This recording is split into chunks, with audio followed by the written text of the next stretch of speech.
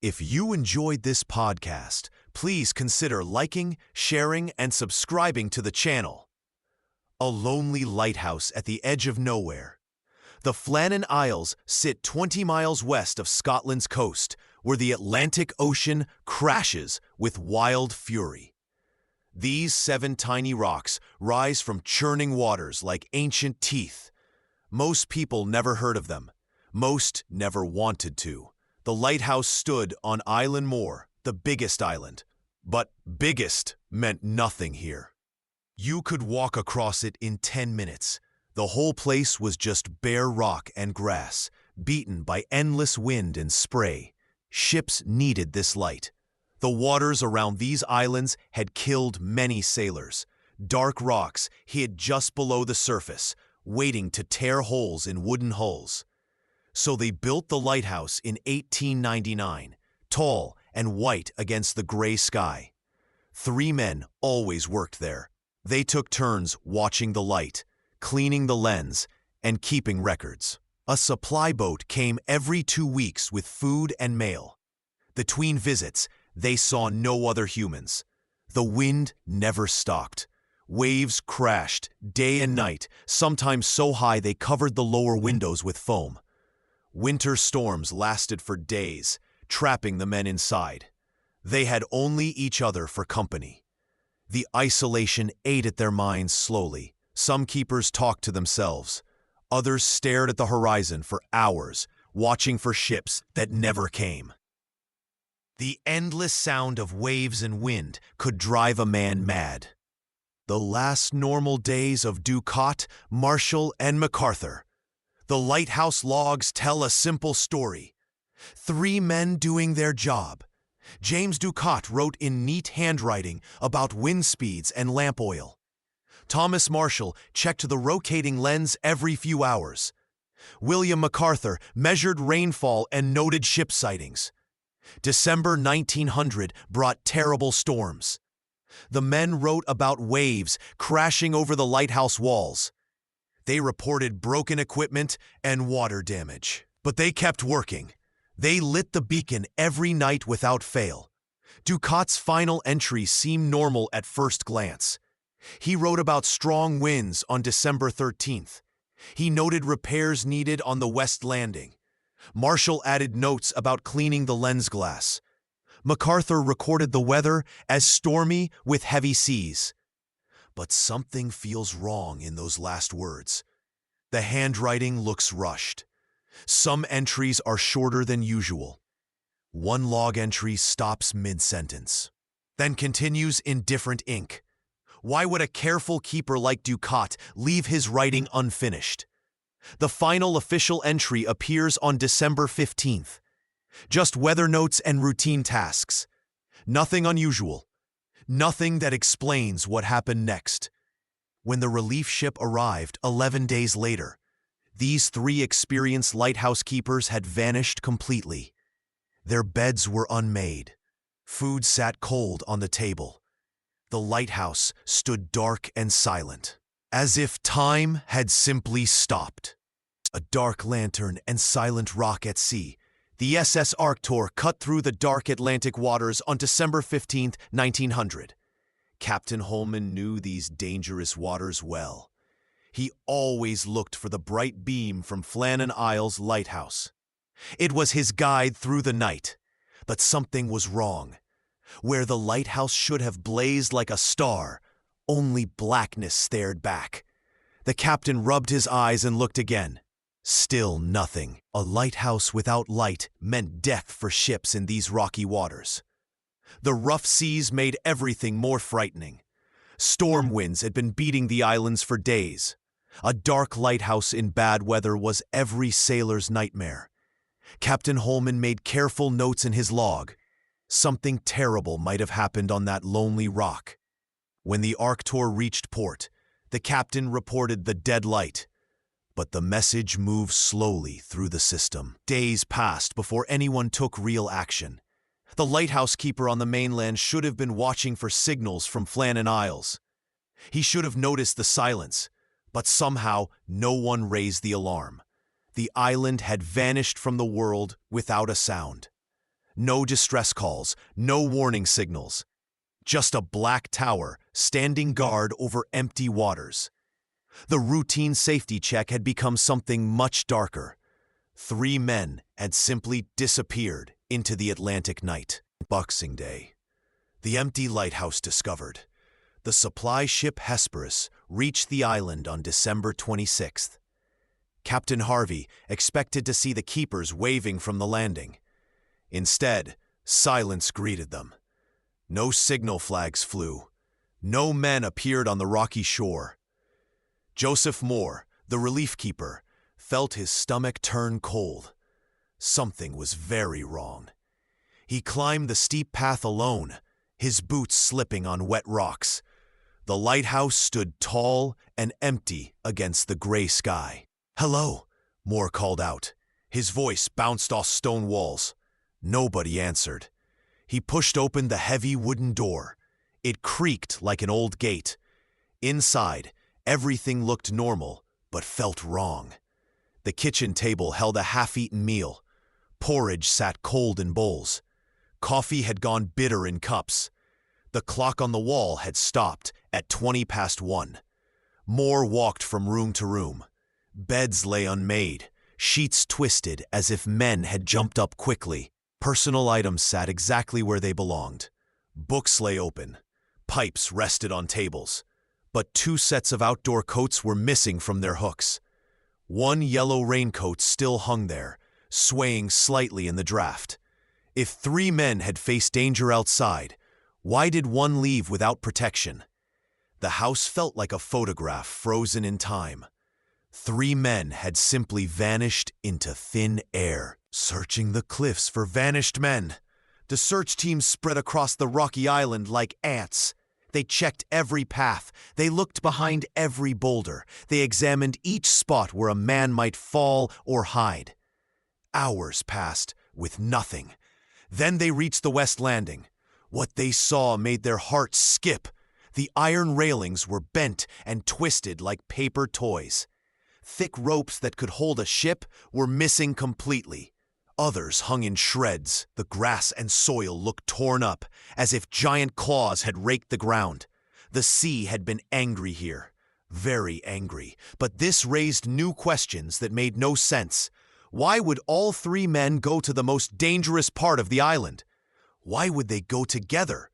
The rules said one keeper must always stay inside the lighthouse, always. And why was one man outside without his coat? In December? On a tiny island where the wind cuts through your bones? The searchers kept looking. They wanted to find bodies, or clothes, or the missing ropes, or tools. Anything that would explain what happened. They found nothing. No trace of 3 grown men who had simply vanished into the air. The empty search made everything worse. What started as a story about bad weather was becoming something much stranger. Something that pulled 3 experienced lighthouse keepers to their doom. Official inquiry. A straight story that does not fully fit. The lighthouse bosses had to give an answer. People wanted to know what happened to 3 good men, so they put together their best guess and called it official. Their story was clean and simple. The 3 keepers went down to the landing area during bad weather. They needed to tie down some equipment before it got damaged. While they worked together, a massive wave came out of nowhere.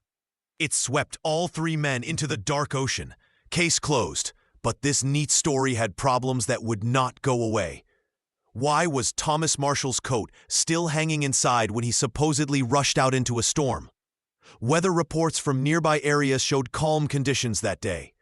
Ships passed the lighthouse and saw nothing unusual in the water. The biggest puzzle was the rule about staying inside. Lighthouse keepers always left 1 man in the tower. Always. It was the most basic safety rule they followed. Yet the official report asked people to believe all 3 men broke this sacred rule at once. The investigation tied up loose ends with simple explanations. But the stubborn facts kept poking through. The missing coat whispered questions. The calm weather reports raised eyebrows. The broken safety rule felt wrong to anyone who knew lighthouse life. The official story satisfied some people, but it left others wondering what really happened on those cold rocks. Strange Logbook tales, and time stopped inside. Years passed before the really scary stories began. People started talking about secret diary pages from the Lighthouse. They said the keepers wrote down their final hours in terror. These fake entries described wild storms that made grown men cry. The stories told of James writing about winds so fierce they shook his soul. Thomas supposedly scribbled notes about feeling watched by unseen eyes. Donald's last words were said to be prayers for mercy, HTML. But when real experts checked the actual logbooks decades later, none of these dramatic entries existed. Someone had made them all up. The truth was much simpler and more boring than the ghost stories. Yet people believed the fake diary tales because the lighthouse itself felt so wrong. When rescuers first walked inside, everything looked frozen in time. The kitchen clock had stopped. Half-eaten meals sat cold on the table. Beds were left unmade, as if the men just stepped outside for air. This strange scene inside the empty building gave the made-up diary entries power. People thought the fake emotional writing explained the stopped time and abandoned food. The mix of real odd details with invented fear stories created something much stranger than either truth alone. The legend grew stronger because both parts felt connected, even though only one was real. Sea serpents, ghost ships, and secret escapes. The silence at Flannan Isles begged for answers. When newspapers got hold of the story, wild ideas began to spread like fire. Some people whispered about a giant sea monster. They said it rose from the deep waters and grabbed all three men at once. The creature pulled them down to its dark home beneath the waves. This would explain why no bodies ever washed ashore. Others spoke of ghost ships sailing through the fog. These phantom vessels appeared on stormy nights to collect the living. The ghostly crew needed fresh souls to power their endless journey across cursed seas. The keepers became prisoners on a ship that exists between worlds. More practical minds suggested foreign spies. Maybe enemy agents needed the lighthouse for secret signals. They kidnapped the keepers and took them far away. The neat condition of the lighthouse supported this theory. Professional kidnappers would leave no mess behind. The strangest idea involved a planned escape. Perhaps the three men grew tired of their lonely lives. They arranged for a secret boat to pick them up. They sailed away to start fresh lives in distant lands. The missing oilskins could have been their disguise. Each theory filled the empty spaces in the story. The cleaner the lighthouse appeared, the wilder the explanations became. People needed answers, even impossible ones. Storms that never happened and the rogue wave puzzle. The weather records from December 1900 tell two different stories. Some reports describe wild storms battering the islands during those missing days. Others say the sea was calm. How can both be true? Ships passing nearby wrote in their logs about rough seas, but a steamer just 20 miles away reported normal conditions. Weather stations gave mixed reports, too. It's like the storm existed in one place but not another. This confusion led experts to think about rogue waves. Picture the ocean as a moving blanket. Most waves follow a pattern, but sometimes several waves crash together and create a monster. This giant wave can reach 60 feet high or more. These rogue waves appear without warning. They smash into anything in their path, then disappear back into the sea. No one knows they're coming. No one sees them after they strike. The broken railings and scattered equipment at the West Landing could match this idea. A massive wall of water could sweep three grown men into the ocean in seconds. It would explain the damage and the missing bodies. But here's the problem. Nobody actually saw this happen. We only have broken metal and scraped rocks as proof. The rogue wave theory sounds scientific and reasonable. Yet it's still just a guess based on evidence left behind by something we can't be sure really occurred. Violence on the rocks, the fight theory. But what if the truth was much darker? What if the danger came from within? James MacArthur had a bad reputation on shore. He got into fights at local pubs. Other lighthouse keepers knew to avoid him when he drank. Some people whispered that his temper was like a lit fuse waiting to explode. Picture 3 men trapped together for weeks. Bad weather pounds the lighthouse day and night. The wind never stops howling. Food runs low. Sleep becomes impossible. Small problems grow into big ones. A dirty cup becomes an insult. A missed duty becomes betrayal. Maybe MacArthur snapped during a December storm. Perhaps harsh words turned into shoved shoulders. The argument could have moved outside to the landing platform. One man falls. Another tries to help and slips on wet rocks. The third keeper panics and also goes over the edge. This theory explains why all 3 men vanished at once. It gives a reason for the missing oilskins near the cliff. Violence between tired, stressed men makes sense. But serious problems exist with this idea. No blood stained the lighthouse walls. No furniture was broken or moved. Everything inside looked perfectly normal. If a real fight happened, wouldn't something be disturbed? Still, people hold on to this dark possibility. Human nature can turn deadly when pushed too far. New files, old questions. Decades passed before dusty boxes opened in government archives. Inside lay yellowed papers, official letters, and reports that nobody had seen for years. People hoped these files would finally tell the truth about what happened to the 3 lighthouse keepers. The papers confirmed what everyone already knew.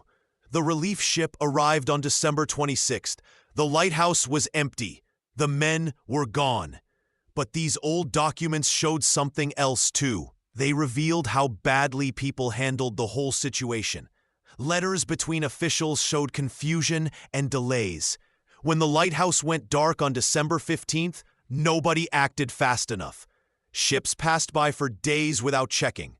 The investigation that followed missed important steps and asked the wrong questions. One report mentioned how the rescue team found Donald's coat hanging inside. Another described the strange way the logbook ended mid-sentence. But none of these papers offered new answers. They just made the old questions feel heavier. Why would all 3 men leave their safe lighthouse together? Why did Donald leave his coat if the weather was so bad? Where did they go without leaving any trace behind? The new files painted a picture of mistakes and poor planning, but they kept the biggest secret locked away. After all these years, the empty lighthouse still guards its mystery. A mystery that refuses to close. The Flannan Isles story never goes away. Every few years, someone writes a new book about it. Movie makers turn it into scary films. TV shows dig into the mystery again. Most writers today say the same thing the officials said back then. The 3 men probably fell into the sea during a bad storm. They were trying to fix something on the rocks. A giant wave swept them away. But even these writers cannot ignore the weird parts. They have to mention the missing raincoats. They talk about the strange damage inside the lighthouse. They wonder why 2 men would leave their safe post at the same time. Each storyteller picks what to focus on. Some make it about loneliness and fear. These stories show how hard it was to live alone on that tiny island. Other writers focus on the spooky details. They ask why the logbook stopped so suddenly. They wonder about the broken fence and the moved stone. Ghost hunters love this story. They say spirits took the men. Conspiracy fans think the government hides something bigger. The truth is simple, but frustrating. Nobody really knows what happened. We have a good guess about an accident, but too many strange things do not fit that story. This gap between what probably happened and what we can prove keeps people talking. The mystery lives on because it feels unfinished.